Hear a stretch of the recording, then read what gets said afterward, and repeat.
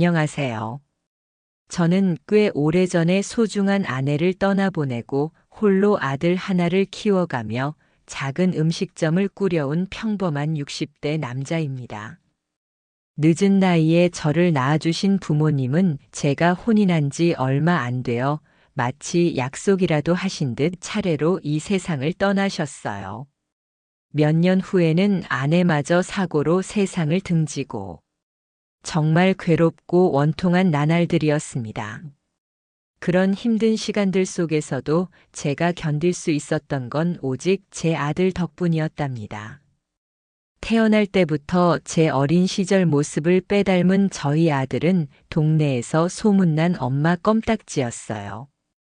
어머나 얼마나 엄마 곁에 찰싹 달라붙어 있는지 동네 어르신들이 그렇게 불러주셨답니다. 어떤 모습인지 상상이 가시나요? 장을 보러 가거나 해서 손에 짐을 들어야 하는 날이면 엄마가 제대로 걷지도 못하게 허벅지에 팔을 끼고 찰싹 달라붙어 떨어지질 않았어요.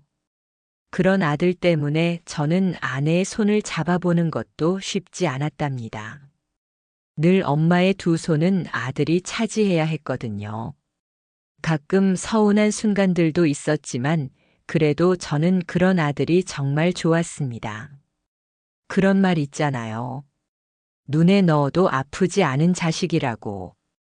어떤 행동을 해도 밉지 않고 그냥 예쁘기만 했던 아들이었어요. 아들이 저보다 아내를 더 좋아하는 것도 아내가 있으면 아들에게 제 차례는 없다는 것도 저는 모두 이해할 수 있었어요. 왜냐하면 제가 아들한테 그렇게 좋은 아빠는 아니었거든요. 저희 아들에게는 아빠와 함께할 시간이 많이 부족했어요. 제가 하던 일 때문이었습니다. 그 무렵 저는 작은 고깃집 하나를 운영하고 있었거든요. 솔직히 말하면 손님이 그렇게 많은 장사는 아니었어요.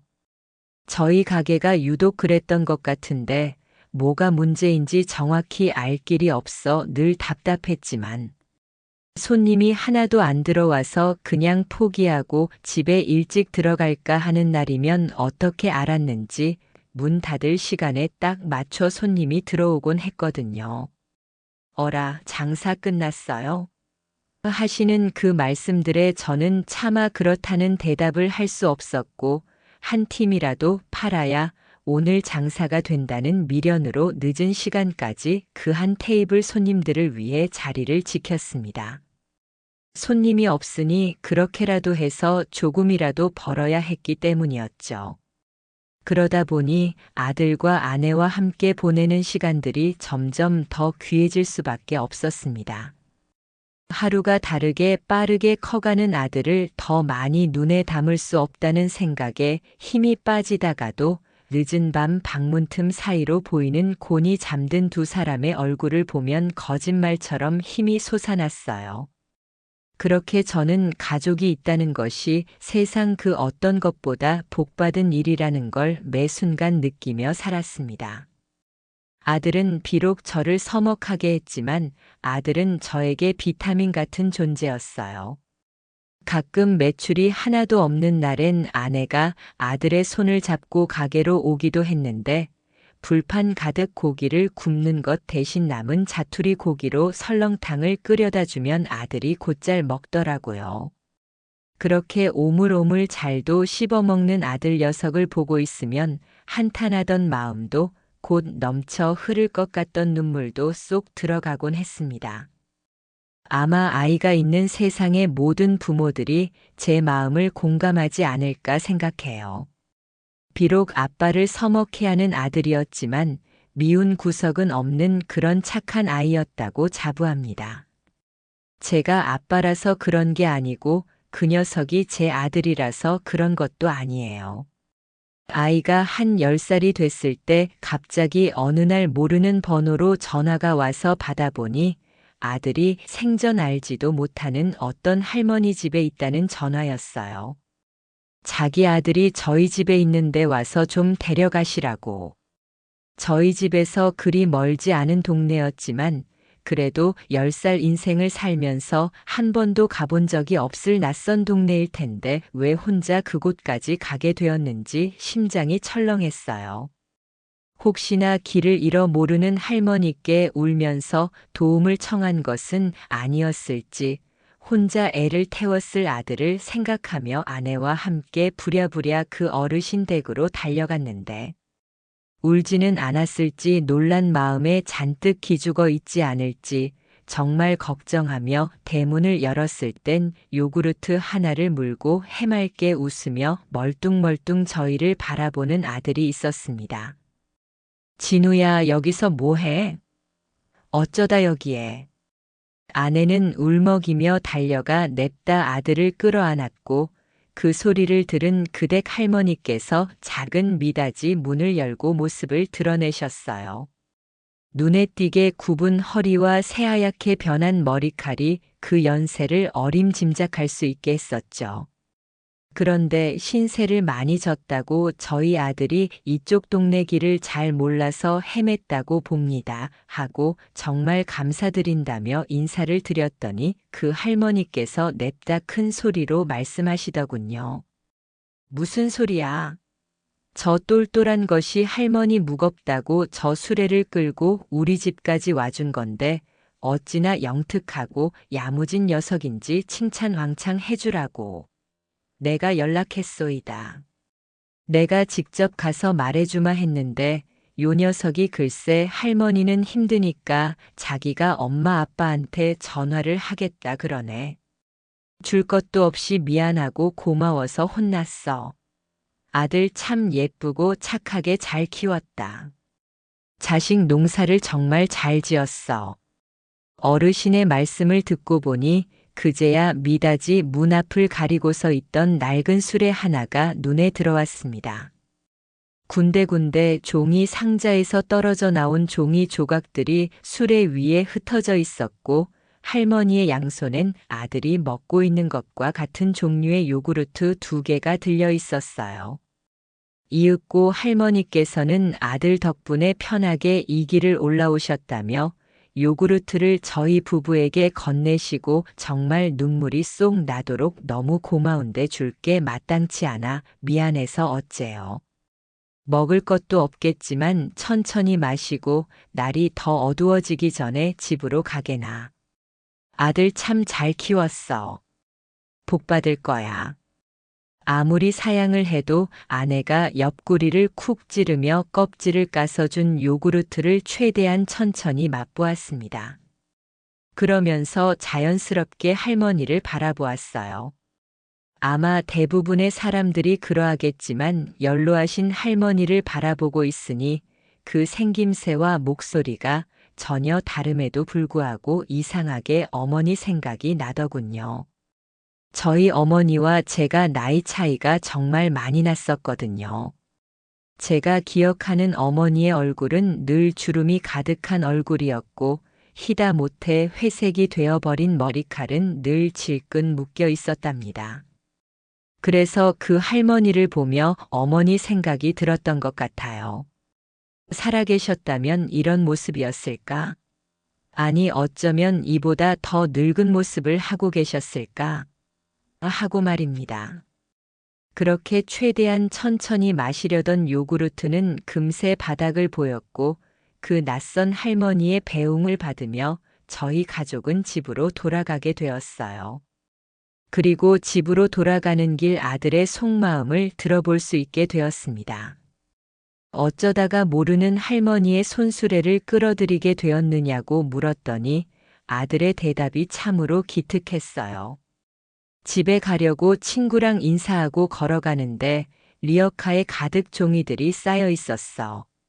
처음엔 그게 움직이는 건지도 모를 정도로 가만히 있었거든. 근데 가까이 가서 보니까 엄청 조금씩 앞으로 가고 있는 거야. 자세히 보니까 저 할머니께서 힘들게 끌고 계셨어. 그래서 나도 모르게 내가 하는 게 나을 것 같다는 생각이 들어서. 할머니는 힘이 없잖아. 아들은 그렇게 할머니의 목적지까지 수레를 끌어들이고 잠깐 기다리라는 말씀에 기다리다 요구르트까지 받아먹게 되었다고 이야기했습니다. 아마 그날 벌어 모으신 돈으로 아들에게 요구르트를 사주신 것 같았어요. 도움이 되어 드리려다 괜히 폐만 끼친 것은 아닌가 하는 생각이 스쳤습니다. 아들에게는 잘했다고 앞으로도 도움이 필요한 누군가를 발견하면 꼭 도와주라고 말했지만 문고리도 없는 조그마한 미닫이 문을 힘겹게 열고 나오시던 할머니의 모습이 자꾸만 눈에 아려 마음이 편치가 못하더군요. 그런데 그때 아들이 예상치 못한 말을 했습니다. 근데 그 할머니 말이야, 엄청 가난한 거야. 아까 그 남산만한 종이 무더기를 가져가서 겨우 1,000원짜리 동전 몇 개 받으시는 거 봤어. 할머니가 그 돈으로 나 요구르트 사주신다고. 엄마 아빠, 우리가 그 할머니 맛있는 거 사드리면 안 돼? 아내와 저는 깜짝 놀라 서로를 바라보았습니다. 아들의 입에서 그런 말이 나올 것이라고는 전혀 예상하지 못한 일이라 놀랄 수밖에 없었어요. 초보 엄마 아빠는 그런 아들의 말에 어떻게 반응해야 할지를 몰라 우왕좌왕했습니다. 그런데도 아들은 굴하지 않고 자신의 생각을 계속해서 이야기하더군요. 맛있는 걸 사서 할머니 댁에 찾아가지. 할머니 댁에 가서 아빠가 잘하는 국밥을 드리던지. 그때 문득 그런 생각이 들더라고요. 그냥 아들이 잠시 하는 말 정도로만 치부하지 말고 정말 그 할머니께 따뜻한 식사를 대접해드리면 어떨까 하는 생각이요. 아들이 말하는 국밥이라는 것은 그때 당시 장사가 잘 되지 않아 남은 고기로 대충 끓이고 냈던 설렁탕이었어요. 정석대로 배운 적이 없는 메뉴라 어딘가 어설프고 맛도 부족했지만 아들이 의외로 좋아해 주던 음식이었습니다. 할머니께서 드시기 좋게 고기를 잘게 썰고 간도 심심하게 맞추면 얼추 괜찮을 것 같다는 생각이 들더군요. 그래서 그 자리에서 아들에게 약속을 해버렸답니다. 그래 진우야, 아빠가 그 할머니께 꼭 설렁탕 끓여드릴게. 아내는 옆에서 놀란 눈을 했지만 아들의 입은 귀에 걸렸습니다. 제 대답이 꽤나 만족스러웠는지 난생 처음 진우의 입에서 우리 아빠 최고다 하는 소리가 나온 날이었어요.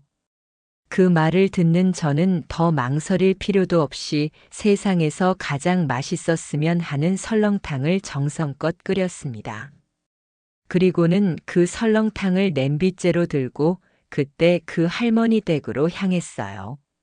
와서 아들 데려가라 하시며 전화로 불러주셨던 그때 그 주소를 더듬어가며 할머니 보금자리는 다시 보아도 아찔했습니다.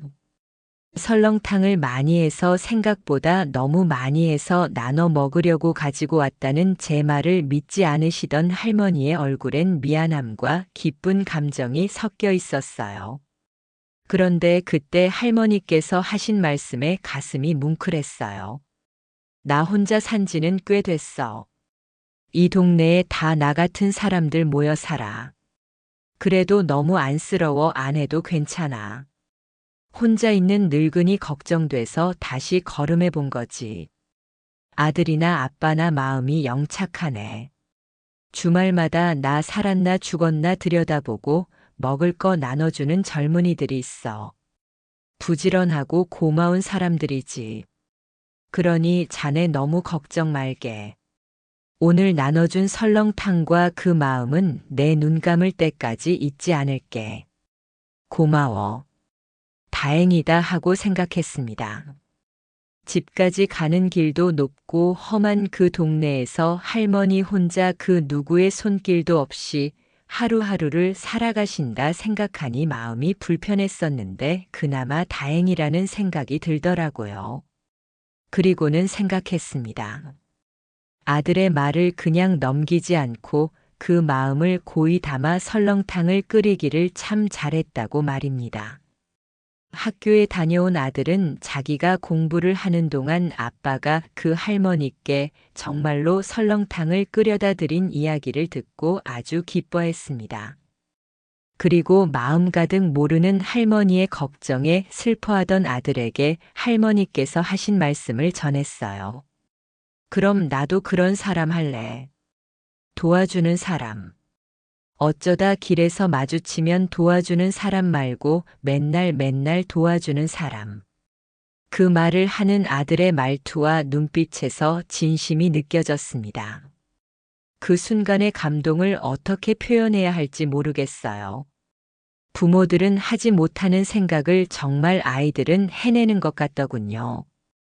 결국 저는 아내와 이것저것 알아본 후에 그 달의 마지막 주 일요일부터 아들과 함께 봉사활동을 시작하게 되었습니다. 봉사단체에서는 저희 아들을 반갑게 맞이해 주었어요. 저는 주로 무거운 것을 들거나 힘을 쓰는 위주로 했고, 아들은 주로 어르신들과 대화를 나누고 말동무가 되어 드리는 역할을 해주었습니다.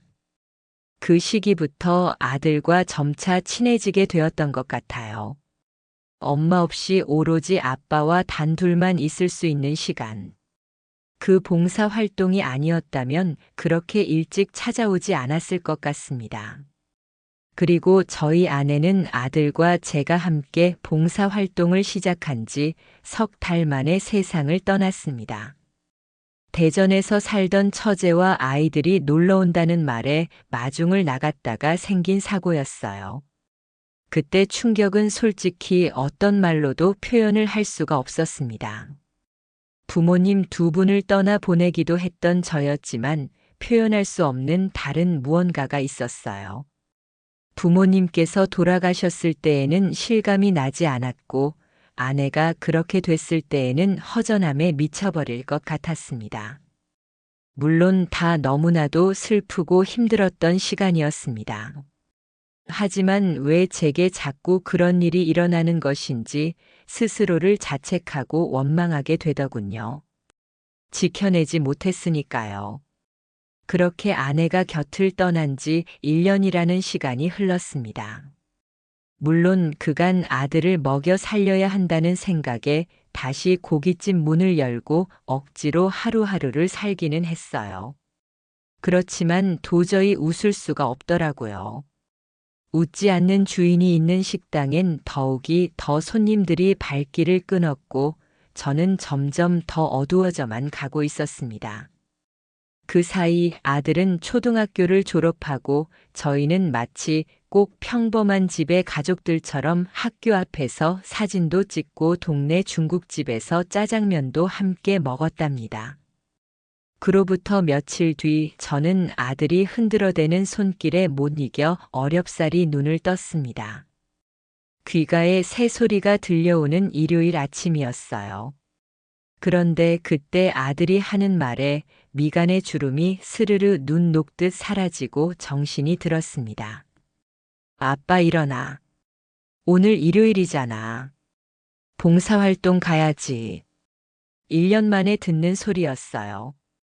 피곤함에 절어 눈을 뜨지 못하고 있는 저를 흔들어 깨우던 아내의 말이었죠. 그런 아들의 모습을 보는데 그제야 이건 아니었구나 하는 생각이 들었던 겁니다. 이제 겨우 중학교 입학을 앞둔 어린아이에게 엄마의 죽음이란 너무나도 큰 상처이고 힘든 고비였던 것입니다. 그런데 가장 의지가 되고 힘이 되어야 할 아빠가 가장 많이 처참한 모습으로 망가져 있었으니 아이는 자연스레 기댈 곳을 잃고 혼자 아픔을 이겨내야 했겠죠. 12살 아이가 애써 짓는 미소라니 마음이 무너져 내렸습니다. 그리고 동시에 다시 일어설 힘이 생기더군요. 그렇게 아들과 1년 만에 다시 시작한 봉사활동은 그 행위뿐만 아니라 아들과 저 사이에 많은 대화를 할 수 있는 계기가 되었습니다. 아빠가 그동안 너무 혼자만 힘들어하느라 미안했다고 너무 빨리 크지 말라고 하던 제 소리에 아들은 눈물을 흘렸습니다. 아빠랑 대화하는 법을 모르겠어서 너무 힘들었어. 엄마도 너무 보고 싶고 아빠는 맨날 울고 있고 아들은 제게 말을 거는 것이 무서웠다고 그러다 보니 1년이 지났다고 했습니다. 그렇게 아들과 저는 다시 봉사활동을 시작하며 조금씩 아내가 없는 저희 집을 인정하게 되었습니다. 아내가 곁에 없다는 걸 받아들이기까지 너무 오래 걸렸던 것 같아요. 그렇게 자꾸만 무너져 가던 저를 일으켜 세워준 기특하고 고마운 아들 덕분에 저는 다시 한번 인생을 계획하게 되었습니다. 무엇보다 아직 겨우 중학생밖에 되지 않은 아들을 위해서라도 남은 인생을 제대로 좋은 아빠로 살아보고 싶더군요. 그래서 고민 끝에 식당을 접으려 했었어요. 그런데 그때 아들이 흘러가듯 건넨 말 한마디가 또 제 마음을 흔들어 놓게 되었습니다. 아빠, 고깃집 문 닫으면 뭐해? 설렁탕집 해. 아빠 제일 잘하는 거 설렁탕이잖아.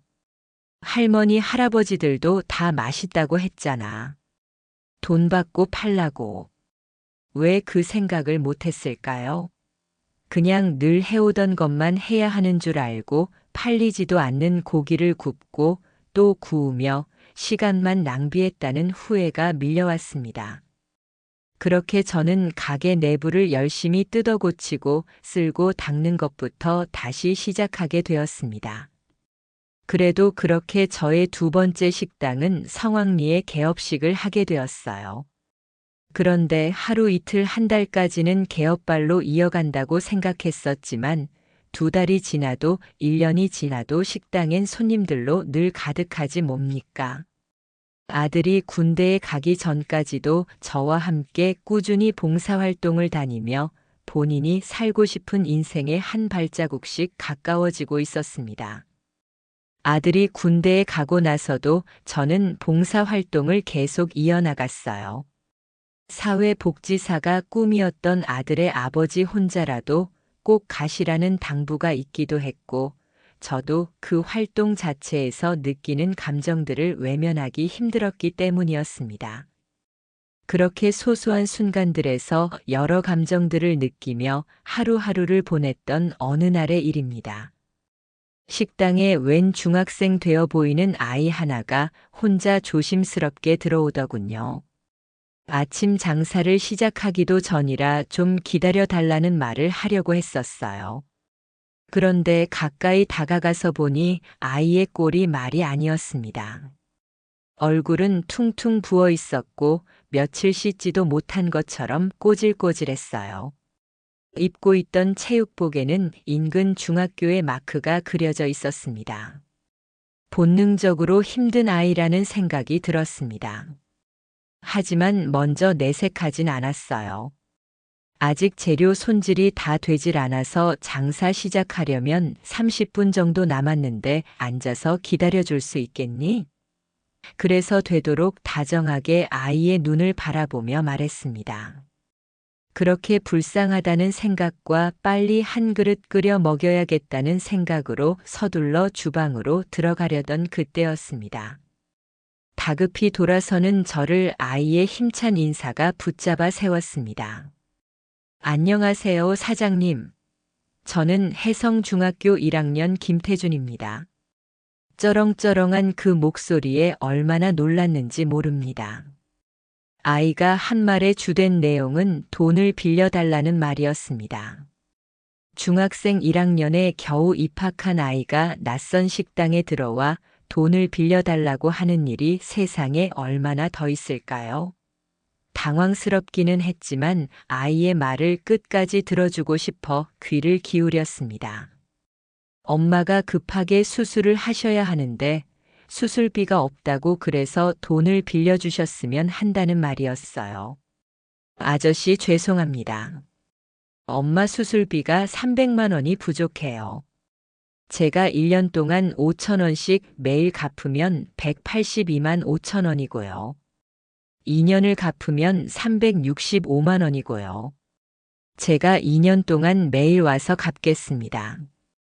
65만 원은 이자로 내겠습니다. 그 모습이 어찌나 당당하고 야무지던지. 상황이 당황스러운 것보다 그 아이의 모습에서 오는 당황스러움이 더 컸답니다. 저는 계속해서 서서 이야기하고 있는 그 아이를 의자에 앉히고 그 앞에 마주 앉았습니다. 저는 여기서 1시간 조금 넘게 걸리면 있는 동네에 살고 있어요. 그리고 예전에 엄마랑 같이 이 식당에 온 적이 있습니다. 그때 제가 엄청 배가 고파서 허겁지겁 밥을 먹었었는데 정말 맛있었어요. 너무 맛있어서 한 그릇을 저 혼자 다 먹어버렸는데 그때 사장님이 돈을 안 받겠다고 하셨어요. 아이가 말하니 저도 어렴풋이 언젠가 사이 좋은 엄마와 아들에게 음식값을 받지 않았던 기억이 떠올랐습니다. 갑자기 정말 죄송해요. 사장님은 저 기억 못 하실 수도 있는 건데. 아빠가 갑자기 사라지고 엄마가 많이 아프셨어요. 근데 이제 수술을 못하면 엄마까지 제 곁에서 사라질까 무서워요. 도와주세요. 빌려주시면 꼭 갚겠습니다. 아버지도 계시지 않는 모양인지 아이는 어머니마저 잃게 될까 두려워하고 있었습니다. 저를 친절했던 사장님이라 표현하며 여전히 당당한 눈동자를 하고서 씩씩한 부탁을 해오는 그 아이를 차마 빈손으로 돌려보낼 수가 없었습니다. 결국 저는 만난 적이 있는지 없는지조차 뚜렷하게 기억나지 않는 그 아이의 손에 현금 300만 원을 쥐어주었습니다. 그런데 그 녀석 참 대단하고 끈질기더라고요. 정말로 매일 5천 원씩 그렇게 한 푼 한 푼 하루도 빠짐없이 돈을 갚아 나갔습니다. 나중에는 점점 궁금해지더라고요. 어디서 매일 5천 원을 벌어다 오는 건지, 어머니 수술은 잘하셨는지 하는 것들이요. 그래서 결국 하루는 그 아이를 붙들고 궁금했던 것들을 물었습니다. 저희 엄마 수술은 잘 끝났어요. 신장이었는데 사장님이 빌려주신 돈 덕분에 더 늦기 전에 수술받고 치료받으며 회복 중이세요. 정말 감사합니다. 저는 지금 주유소에서 아르바이트 하고 있어요. 그리고 놀랍게도 그 아이는 2년이라는 시간 동안 빠짐없이 매일 5천 원씩을 꼬박꼬박 갚아 나갔습니다. 비가 오는 날에도 눈이 오는 날에도 그 아이는 아침마다 식당에 들러 돈을 건네고 학교를 향했어요. 그러는 사이 저희 아들도 제대를 하고 집으로 돌아왔었는데 제 이야기를 들은 아들 역시도 그리 말하더라고요. 보통 녀석이 아닌데요. 요즘 애들답지 않게 그 어린 나이에. 아빠가 하실 수 있으면 그 애 좀 잘 챙겨주세요. 마침내 빌렸던 돈 전액을 다 갚게 된 그 아이의 얼굴은 중학생 1학년이라고 보기 어려웠습니다. 제법 어른스러워 보였다고 한다면 그건 저만의 착각이었을까요? 그렇게 아이를 간간히 식당에 불러 밥을 먹이고 그로부터 8년이라는 세월이 흘렀습니다. 군대를 전역한 태준이는 어느새 어엿한 남자 어른이 되어 있었죠. 저는 물었죠. 이제라도 다시 대학에 가볼 생각이 없느냐고요. 하지만 태준이의 대답은 한결같더군요. 바로 돈 벌어야죠. 군대 다녀오니 더 생각이 확고해졌어요. 엄마 한번 편찮으신 걸 보고 나서 그런가. 살면서 언제 또 그런 순간이 찾아올지 모른다고 생각하면 하루라도 빨리 효도하고 싶어요. 그런데 태준이가 대학을 포기한다는 것은 진심으로 안타까웠지만 한 가지 제안을 하고 싶어지더군요. 저는 더 고민하지 않고 물었습니다. 그럼 태준아, 너 혹시 식당을 해보는 건 어떻겠냐? 이제 막 사회로 첫걸음을 내딛는 아이에게 불쑥 식당을 차려보라니. 저라서 할 수 있는 말이었고 태준이라서 들을 만했던 말이었습니다. 하지만 역시나 태준이는 그럴 돈이 없다며 미소 짓기만 하더군요. 그 말을 듣기를 그 순간을 기다렸다는 듯이 저는 그 멋쩍은 얼굴 앞으로 손가락을 튕겼습니다. 내가 돈 빌려줄게. 그랬더니 태준이의 눈이 휘둥그레졌어요. 저는 태준이에게 말했습니다. 내 신용은 내가 중학생 때 돈을 끝까지 다 갚아낸 것으로 이미 다 보여줬고, 이번에 돈 빌려주면 그때 했던 것처럼 이제는 주유소 대신 내 가게에서 번 돈으로 그렇게 갚아보는 거야. 아무래도 태준이 그 아이에게서 느꼈던 그 기분 좋은 예감, 보통이 아닌 것 같다는 직감 때문이 아니었을까요? 어린 나이에 2년 동안 단 하루도 빠짐없이 돈을 갚았던 그 집념과 끈기, 그리고 8년이 흐른 후에도 여전히 설렁탕을 맛있게 먹을 수 있다는 한결같음, 가족과 사랑을 우선시하는 멋진 마음까지. 어느 하나 제 마음에 들지 않는 구석이 없었습니다. 제 말을 들은 태준이는 설렁탕을 먹던 숟가락을 내려두고 눈물을 흘렸습니다. 그렇게 저는 태준이에게 제 설렁탕집과 같은 식당을 차려주었습니다. 형식상 2호점이었어요. 녀석은 힘들 법도 한데 한 번도 내색 없이 부지런하게 식당을 지켰습니다.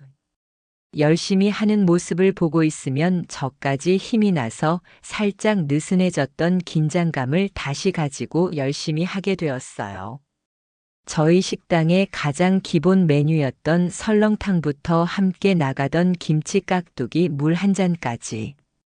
우리는 함께 의논하고 생각을 나누며 한 단계 한 단계 나아갔습니다. 사실 대부분의 아이디어들은 제 머리가 아니라 태준이의 머리에서 나온 것들이었어요. 그리고 식당은 정말 놀라운 속도로 번창하기 시작했습니다. 그렇게 지금 현재 길지도 않은 몇 년 사이 그 녀석은 제가 생각했던 것보다 훨씬 더 멋진 결과를 가져다 주었어요. 비교적 저희 식당엔 적은 편이었던 젊은 층을 대상으로 한 크고 작은 아이디어들로 식당을 꾸려가던 태준이는 저희 식당을 소위 말하는 줄 서는 맛집으로 이끌었습니다. 여기저기 방송이나 유튜브를 통해 소개되기도 하면서 이름을 더 날리게 되었죠. 그 덕에 지금 저는 여기저기 여러 지점을 가진 대박 식당의 주인이 되어 회장님 소리를 들으며 지내고 있답니다. 아들에게 늦게나마 아빠 노릇, 손주에게 할아버지 노릇을 해주는 것 같아 요즘 마음이 좀 든든합니다. 식당을 대박으로 이끈 장본인인 태준이 역시 어머니와 함께 행복하게 살아가고 있습니다. 태준이는 여전히 어머니의 건강이 최우선이라고 하는 착한 아이랍니다. 가족의 건강, 가족의 행복을 최우선으로 생각하는 녀석의 마음씨가 오늘도 참 예쁩니다. 두고두고 오래도록 예쁠 마음입니다. 그리고 저는 이제는 한 아이의 아빠가 된 저희 아들 진우와 함께 여전히 봉사활동이나 기부를 통해 사람들을 돕고 있습니다. 베풀고 나누는 이 즐거움이 참 사람의 정신을 건강하게 만들어주는 것 같아요. 앞으로도 더 많이 나누고 더 많이 베풀며 살 수 있도록 더 멋진 사람이 되어야죠. 그래야 하늘에 있는 저희 아내가 저를 보며 손가락 따봉을 날리고 웃어줄 것 같네요. 여러분도 건강하세요. 건강검진 꼭 하시고 아픈 것 없이 따뜻한 밥 실컷 먹으며 건강하게. 우리 그렇게 살아요. 감사합니다. 지금까지 사연 들어주셔서 감사합니다.